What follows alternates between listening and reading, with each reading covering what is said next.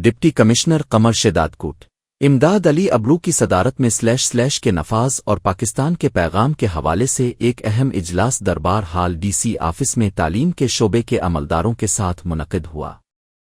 اجلاس میں deputy commissioner نے کہا کہ دنیا کے مختلف ممالک اور مخصوص عناصر پاکستان کے خلاف منظم انداز میں منفی پروپیگنڈا چلا رہے ہیں، جس کا مقصد ریاستی اداروں اور ملک کی ساکھ کو نقصان پہنچانا ہے۔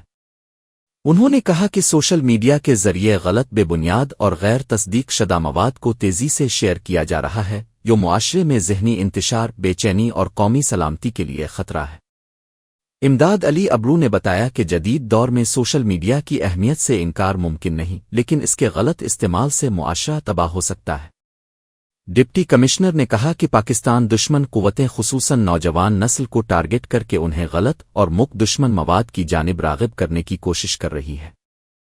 اس لیے تعلیم کے شعبے اور اساتذہ پر اہم ذمہ داری عائد ہوتی ہے کہ وہ سوشل میڈیا کے استعمال کے حوالے سے رہبرانہ کردار ادا کریں اور اپنے کالجوں اور اسکولوں میں لیکچرز، سیمینارز اور تقریری مقابلے کروا کر نوجوان نسل کو درست معلومات فراہم کریں۔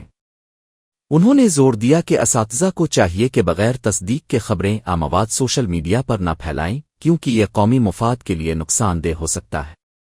اساتذہ کو نوجوانوں کو قائل کرنا چاہیے کہ وہ ملکی سلامتی اور خوشحالی کے لیے مستند معلومات حاصل کریں اور حساس تکراری مواد سے گریز کریں۔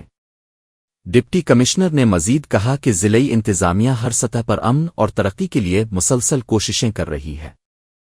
اجلاس میں تعلیم کے شعبے کے عملداروں نے ہدایات پر بھرپور تعاون کا یقین دلایا اور کہا کہ وہ اپنا بہتر کردار ادا کریں گے۔